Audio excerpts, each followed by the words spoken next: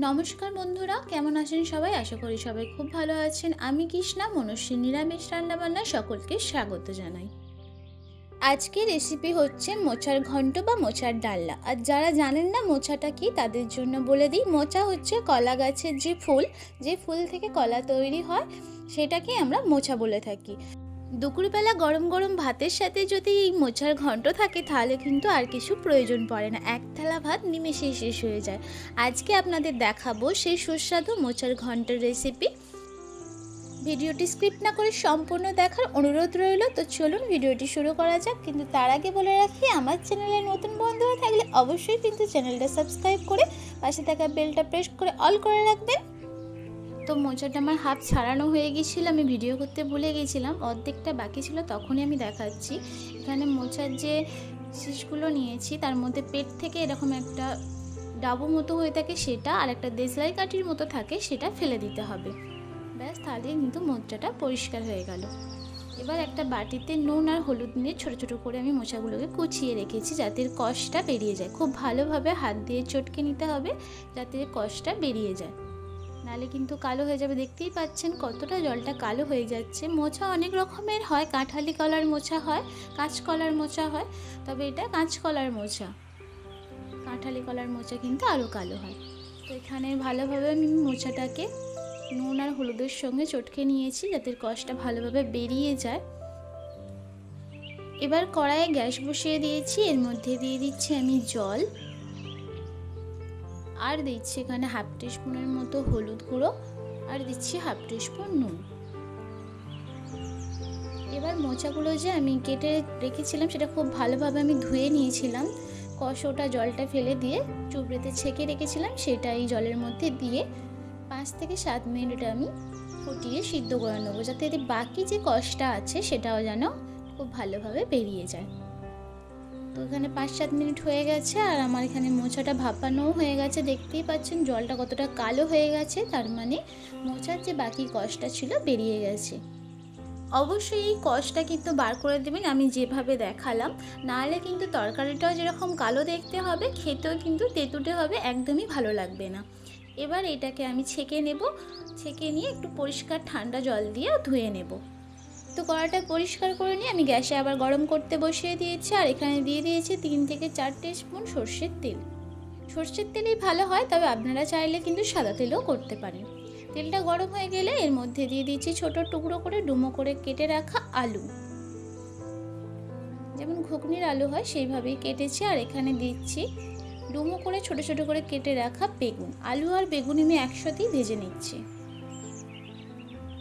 এখানে আমি 2টো বড় সাইজের আলু দিয়েছি আর একটা ছোট সাইজের বেগুন দিয়েছি। তবে যাদের বেগুনে অ্যালার্জি আছে, বেগুনটা অবশ্যই অ্যাভয়েড করতে পারেন, তবে বেগুন দিলে মোচার ডালনার কিন্তু স্বাদ অসাধারণ হয়।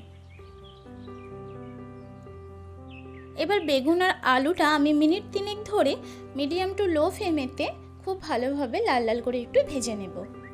তো মিনিট 3 হয়ে গেছে, আর এখানে আলু বেগুনটা খুব সুন্দরভাবে ভাজা হয়ে গেছে। দেখতে পাচ্ছেন কতটা লাল করে আমি ভেজেছি। তো এবার আলু আর বেগুনটা আমি তেল ঝরিয়ে তুলে নেব। এবার কড়ায় আলু আর বেগুন ভাজার যে তেলটা অবশিষ্ট ছিল, তাতে আরও 1 চামচের মতো সর্ষের তেল আমি অ্যাড করেছি। দিয়ে দিয়েছি 2টো তেজপাতাকে ফাটিয়ে, আর দিয়েছি 2টো শুকনো লঙ্কাকে ফাটিয়ে দিয়েছি, আর এখানে 2 টুকরো দারচিনি আর 2টো ছোটো এলাচ দিয়েছি। দিয়েছি হাফ টিস্পুন গোটা জিরে আর হাফ টিস্পুন 5 ফোড়ন।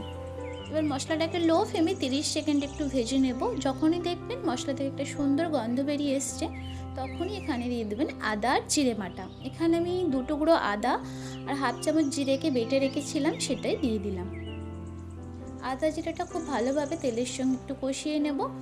যখন দেখবেন এরকম তেল ছেড়ে এসছে, তার মানে মশলাটা খুব সুন্দরভাবে ভাজা হয়ে গেছে। এবার এর মধ্যে দিয়ে দিচ্ছি আমি একটা ছোট সাইজের টমেটো কুচি। টমেটো কুচিটা অপশনাল, আপনারা নাও দিতে পারেন, তবে দিলেও কিন্তু স্বাদ ভালোই হয়। তো টমেটো আর আদা জিরাটা খুব ভালোভাবে আমি এখানে মশলার সাথে কষিয়ে নিচ্ছি। আর এখানে দিয়েছি আমি হাফ টিস্পুন হলুদ গুঁড়ো, হাফ টিস্পুন জিরে গুঁড়ো, হাফ টিস্পুন ধনিয়া গুঁড়ো, আর 1 টিস্পুন কাশ্মীরি লঙ্কার গুঁড়ো, জাস্ট কালারটা হওয়ার জন্য। এটা অপশনাল। এই মশলাগুলো তেলের মধ্যে দিয়ে খুব ভালোভাবে কষাতে হবে। আর অবশ্যই মনে রাখবেন, মশলা কষানোর সময় গ্যাসের ফ্লেম কিন্তু একদম লো রাখবেন, যেন মশলাটা পুড়ে না যায়। বাটি ধোয়া জলটাও আমি একটুখানি দিয়ে দিচ্ছি। মশলা পড়ে গেলে কিন্তু রান্নার স্বাদটাই নষ্ট হয়ে যায়, তাই সব সময় মশলা কষানোর সময় গ্যাসের ফ্লেমটার দিকে অবশ্যই নজর রাখবেন। আর এখানে দিয়েছি আমি স্বাদ অনুযায়ী নুন। নুনটা অবশ্যই স্বাদ অনুযায়ী দেবেন। এখানে আমি 1 টিস্পুন নুন দিয়েছি আর দিয়েছি 1 টিস্পুন চিনি। যে কোনো নিরামিষ রান্নায় কিন্তু চিনি দিলে ভালো হয়, আর যেহেতু মোচার ডাল আর ডালনাতে একটু মিষ্টি ভালো লাগে। মশলাটা এখানে আমি লো ফ্লেমেতে আরও 1 মিনিট কষিয়ে নিয়েছি। দেখতেই পাচ্ছেন মশলা থেকে কত সুন্দর একটা তেল ছেড়েছে, তার মানে মশলাটা এখানে ভালোভাবে কষানো হয়ে গেছে। এবার মশলার মধ্যে আমি আগে থেকে ভেজে রাখা আলু আর বেগুনটা দিয়ে দিচ্ছি। এবার আলু আর বেগুনটা মশলার সাথে খুব ভালোভাবে আরও 1 মিনিট আমি কষিয়ে নেব। আচ্ছা, এখানে আমি দিচ্ছি ছোলা। এখানে আমি সারা রাত ছোলাটাকে ভিজিয়ে রেখেছিলাম আর খানিকটা সিদ্ধও করে নিয়েছিলাম। আপনারা যদি ছোলাটা আগে থেকে সিদ্ধ না করে থাকেন তাহলে অবশ্যই আলু আর বেগুনটা যখন ভাজবেন তখনই কিন্তু ছোলাটা দিয়ে দেবেন। তো আমার এখানে সেদ্ধ ছোলা ছিল বলে আমি আগে দিইনি, পরে দিচ্ছি। তো এখানে আমি সিদ্ধ করে রাখা মোচাটাও দিয়ে দিলাম, দিয়ে আরও আমি 1.5 থেকে 2 মিনিট মশলাটা খুব ভালোভাবে মোচা আলু বেগুনের সাথে কষিয়ে নেব। অবশ্যই গ্যাসের ফ্লেমটা লোতে রাখবেন।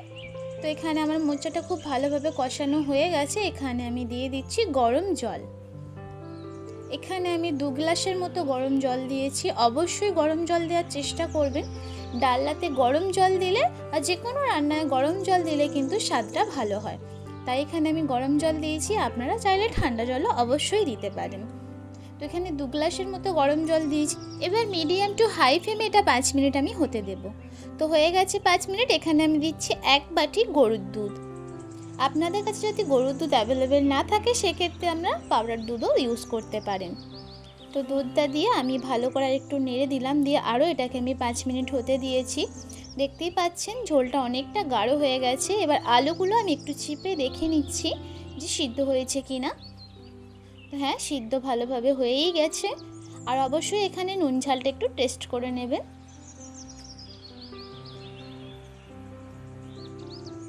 তো এবার এটাকে আমি নামিয়ে নেব, প্রায় হয়ে আসছে। কিন্তু তার আগে কিছু জিনিস এতে দিতে হবে, সেটা হচ্ছে এখানে আমি দিচ্ছি 2 টিস্পুন ঘি। ডালনাতে কিন্তু ঘিটা অবশ্যই দিতে হবে।